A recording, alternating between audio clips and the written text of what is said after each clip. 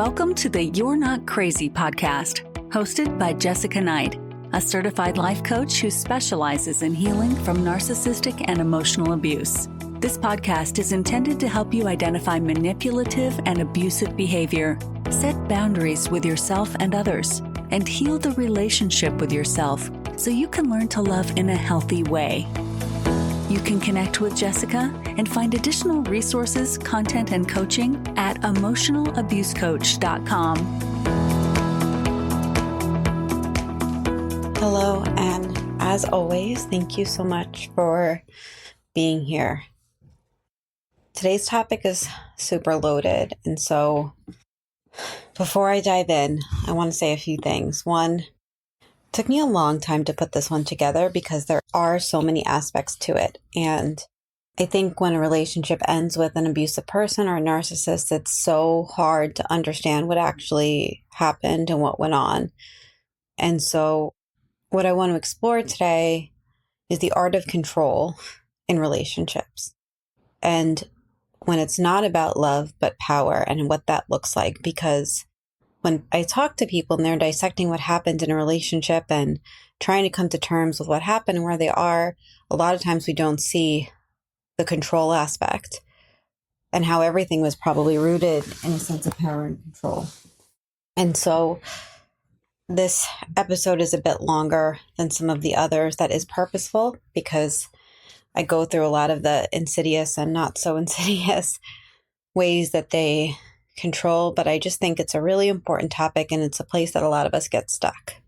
And so before I dive in, as you know, if you've been here before, there are a lot of resources that I have outside of one-on-one coaching. I do work one-on-one with people. Space is limited, but if you are interested, you could always reach out to me or schedule a clarity call.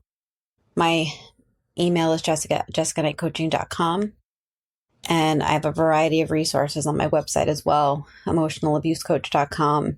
If you click on courses, I've been working on building out a lot of courses and a lot of things and a lot of resources. And so there's options if one-on-one coaching is not accessible to begin to understand your reality and what is going on. When a relationship ends, it's natural to sit in the pain and reflect on what went wrong.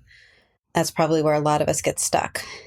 But sometimes you start to realize that it wasn't about love or compatibility or even growing apart. But as you heal and as you take more time, you start to see all the places that they tried to control you. And this epiphany can hit really hard, especially when you realize that the relationship didn't end because your partner didn't love you. It ended because they couldn't control you anymore. And I have seen this happen time and time again, not just in my own experience, but in other stories too. People will bend and twist themselves into someone they think their partner wants, not out of love, but to maintain control. And when they can't hold on to that power, they'll make extreme moves to either get it back or rewrite the narrative as to why it's ending, aka blame you. In one of my past relationships, I initially thought it ended because we weren't compatible anymore. That's what he wanted me to see. That was the narrative that I got. I didn't buy it. It didn't feel real. But after I was done twisting myself into a pretzel, trying to understand what the hell just happened and what I just went through, I started to realize that the end wasn't about me being unlovable or him wanting to move on. And it wasn't about this compatibility bullshit. It was that he couldn't control me anymore.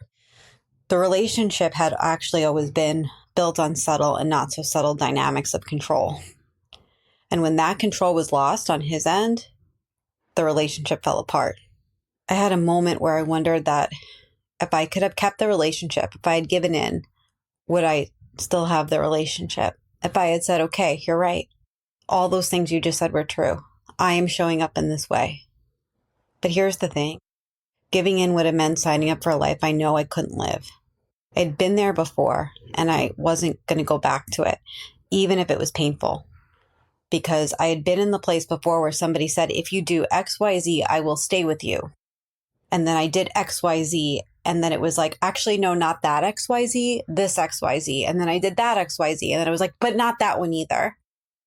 In this situation, I'm being told, show up the way that I want you to show up, or I'm done.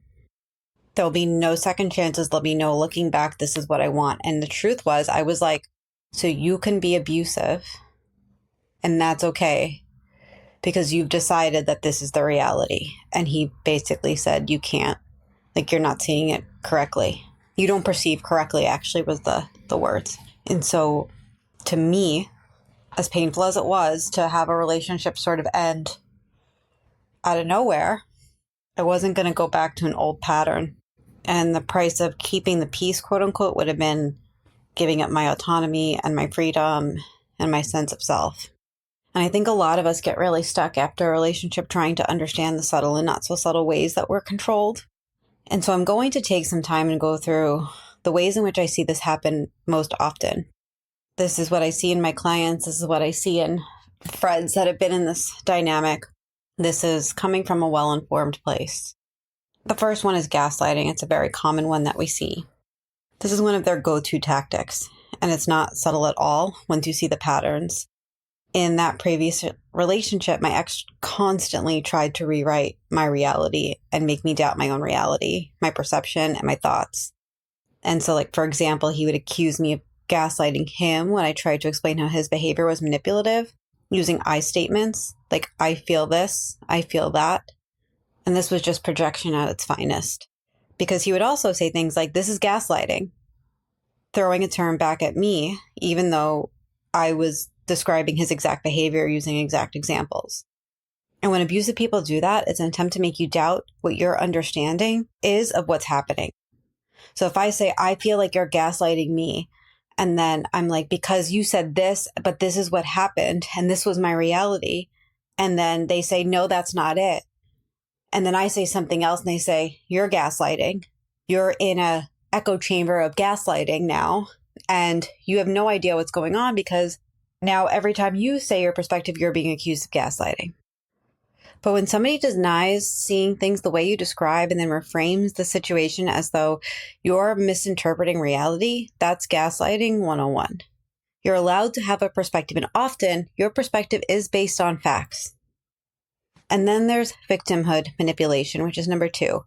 A lot of times, an abuser will constantly paint themselves as the victim, as if they're the one suffering from your behavior. This makes you feel like you're in the wrong and puts you on the defensive, forcing you to comfort and reassure them instead of addressing your own needs. For example, after abusive incidents that push you away or where you finally set a boundary, they'll say things like, I feel invisible, I feel unappreciated.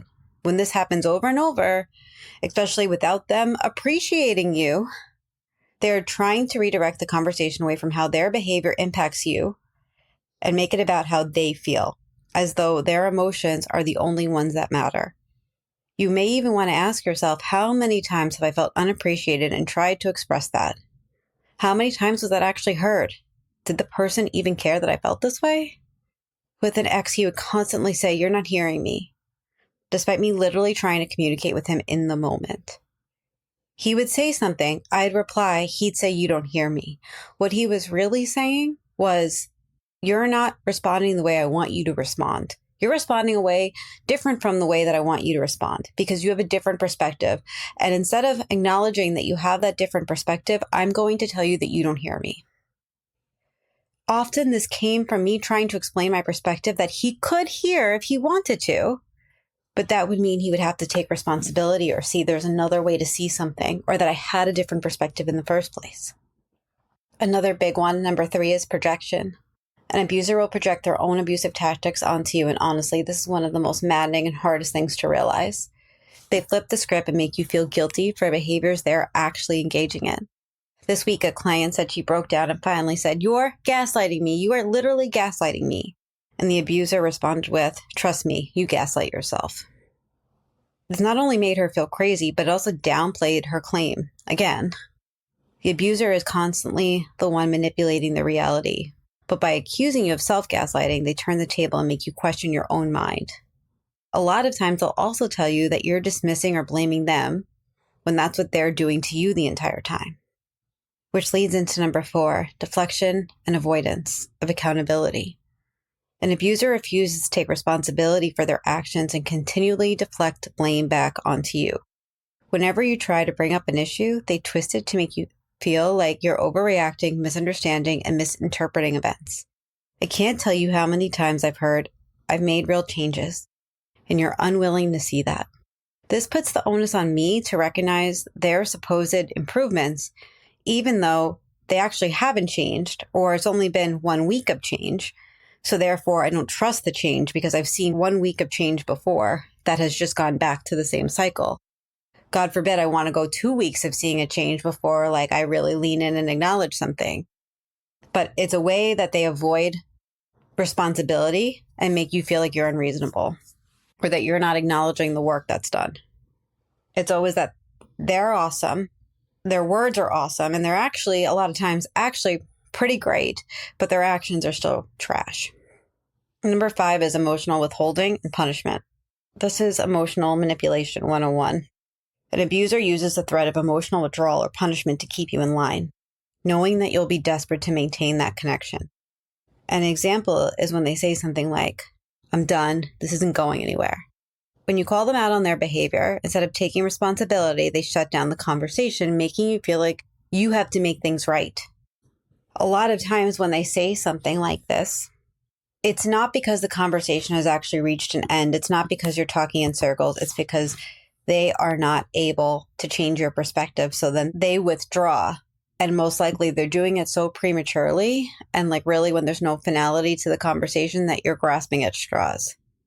Blame shifting is number 6. An abuser blames you for how the relationship deteriorated, even though their behavior is the root cause of the issues. This shifts the focus away from them and forces you to defend yourself. This is an example, and it's a real life example from my life. I was told, if you don't want to break up, then fight for it or change your behavior. This is when they put all the responsibility on me to save the relationship, while completely ignoring how they were sabotaging it through their toxic actions. And further, especially if let's just be real here. I'm me, right? I do this work.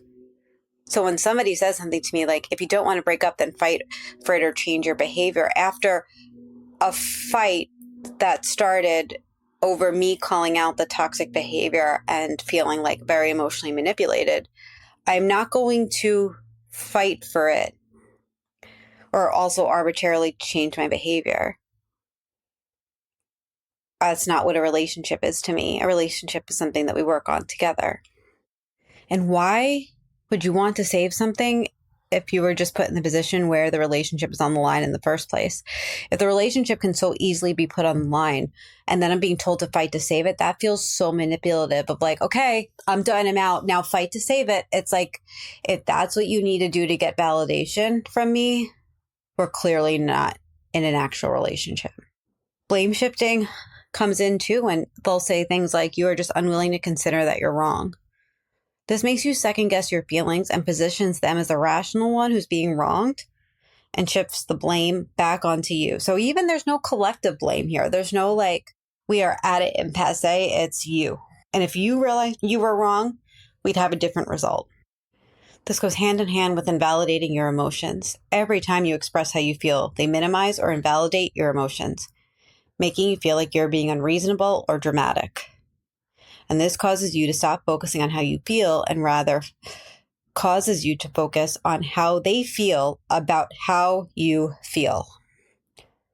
An example is if they say something like, I feel you prefer to be a victim.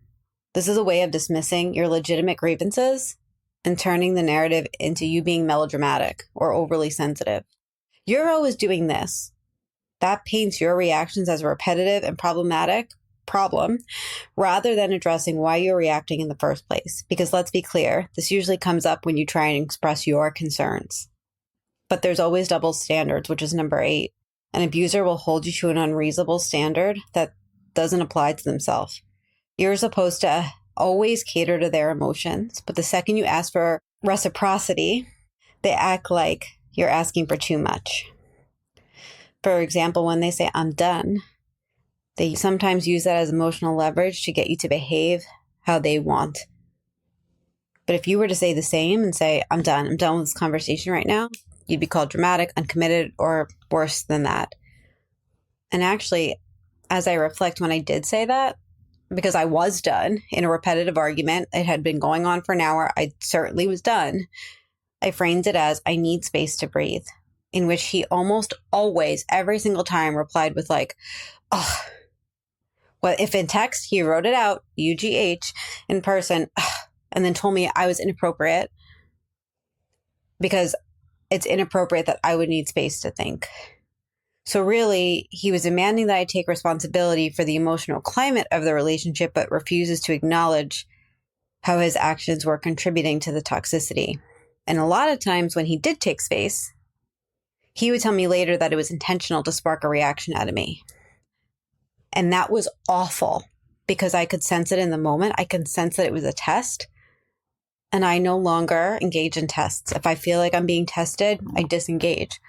But I'm somebody at my core that needs space. I need space from everything. I need space from people. I need space to do nothing. Like at the end of the night, I take a lot of space in silence. Like I am just somebody who like really thrives on space. I actually believe my love language is space. Like that's me. So to weaponize it, even if I was collecting my thoughts at an appropriate time, was really inappropriate. Number 9 is shaming and guilting, and this is huge. An abuser uses guilt as a weapon to control your behavior. When you try to express your needs or boundaries, they will flip it around and make you feel guilty for even asking. Since this is a big one, I actually pulled out a specific example from a previous relationship I was in. So in this example, we're in a disagreement, and he says, I'm not okay with how you approach this. And that's a line that was said to me after I reacted to their abuse. I'm sure I said something like, I do not understand what the fuck's going on. Or like, I probably was just surprised. Like, as I reflect back, I feel like that was it. Like, I was just like, what is happening? Because I was so surprised that whatever it was made it into a thing. And I don't think I actually engaged in this. And so like, this made me feel like setting boundaries was an attack on him in some way. Like me not engaging in like the ridiculousness was somehow an attack on him, which then forced me to question myself and stand up for my needs. So I got defensive, which led to him saying, probably within a few texts, I miss feeling like you actually like me. This came after a lot of tough days, conversations, weeks, and the intent was to make me feel guilty. By making me feel guilty about not meeting his emotional needs and by not being able to like him, quote unquote, as a result of all the conflict that's going on, he's manipulating me into prioritizing his needs over me prioritizing my own well-being. And to be blunt here, instead of wondering while I was pulling away or why I didn't seem to like him, just to use his words, he made it a problem that I felt that way in the first place and didn't get curious as to how he was possibly pushing me away or how the dynamic was pushing me away. You know, really, like I was starting to see who he really was. Number 10 is coercive control through therapy. Abusers will try and use the narrative by weaponizing therapy. They use it to validate their perspective while dismissing yours. They frame therapy as a place where their views should be prioritized, implying that your feelings are secondary or wrong. And this goes for in their individual therapy and couples therapy. If somebody says something to you like, I spent 3 hours with my therapist going over the transcript, they are likely trying to use therapy as a trump card to suggest that their perception is more valid than yours because they're supposedly doing the work. And this is manipulative, and it's a manipulative way to dismiss your feelings by suggesting that their analysis has been vetted by professionals. But you have to remember, they're the ones sharing the information with the professionals. They're the one framing the context or not even telling the context or misreading messages. Another way they do this is with couples therapy. They'll say, I'll bring this up in therapy to discuss. This is a form of gaslighting. And sometimes it could be positive. So I just want to frame that. Sometimes it's, okay, fine. We'll talk about this. We'll table this. We'll talk about this with a third party. But in this case, it's gaslighting. It's a way that they can use therapy to change the narrative. It's just another place where you can feel invalidated. It basically says, like, I'm not getting you to see what I want you to see here. So I'm going to use therapy to make you get it because I'm right. And these tactics are so deeply manipulative and designed to keep you emotionally destabilized because all they do is create confusion and doubt and self-blame, allowing them to sidestep any responsibility. If we look at I spent 3 hours with 2 therapists going over the transcript. Okay, so say that's true. They spend 3 hours with their therapist going over the transcript of a text argument. Fair. Okay, that's a fact. What if I also spent 3 hours going over the transcript with my therapist? That wasn't valid to him. Wasn't valid at all, right? What if my therapist had actually been saying for months that this is abusive and this is getting too far? But because he spent time going over it with his therapist, mine is wrong because his is right. And that's the manipulation. If this person actually wanted to hear me, it would be, I got clarity through speaking to my therapist. I'm sure you spoke to yours too.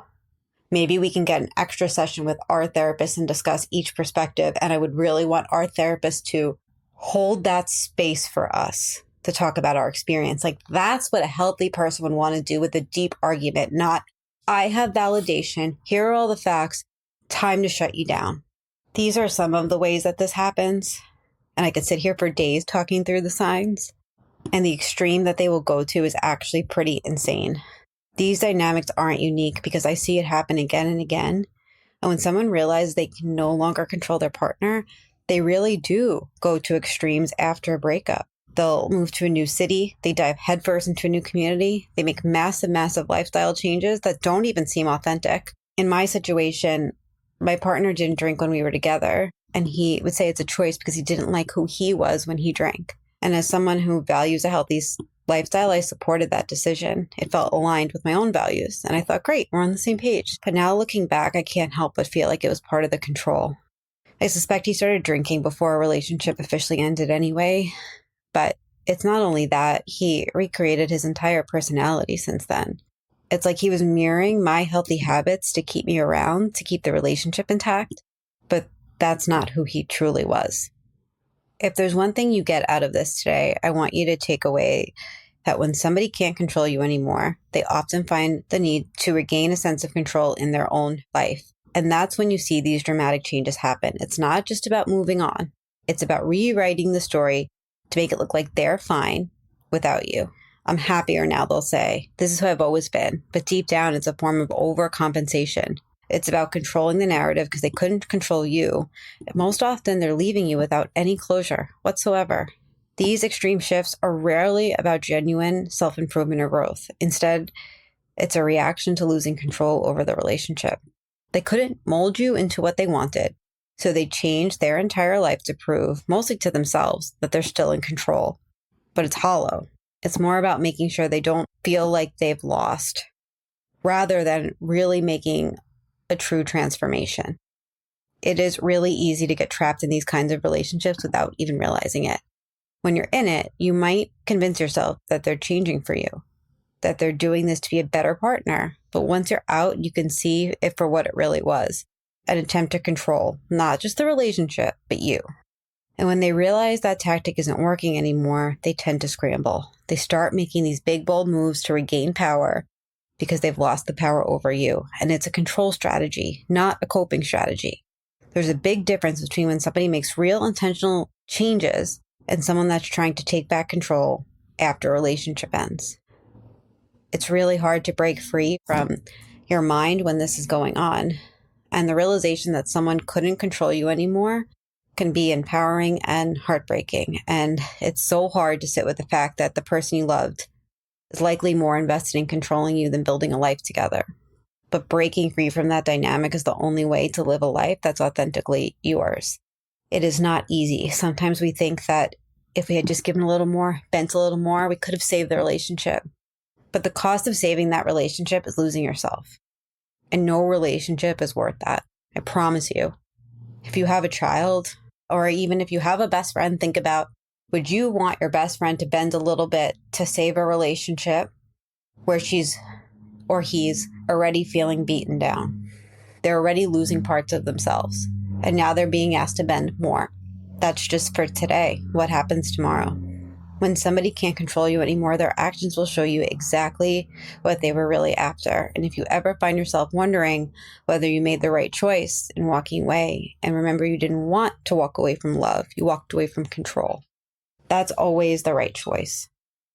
I know that this episode is very full. You also know how hard it is to see the truth when you're still in it. It's really hard to see the truth and what's going on while you're stuck in the cycle of the relationship. And you just have to really own where you are. It's important that you own where you are. And it's only after you reclaim your own sense of self that you can look back and see it for what it was. And when you do, it can feel really powerful. But it also does feel like a lot of grief. A lot of sadness comes with realizing it. I hope that this was helpful. If you need support, you can always reach out to me at jessica@jessicaknightcoaching.com. You can email me at emotionalabusecoach.com. You can follow me on Instagram at emotionalabusecoach. And you can find me at Substack under Jessica Knight Coaching. Thank you for being here.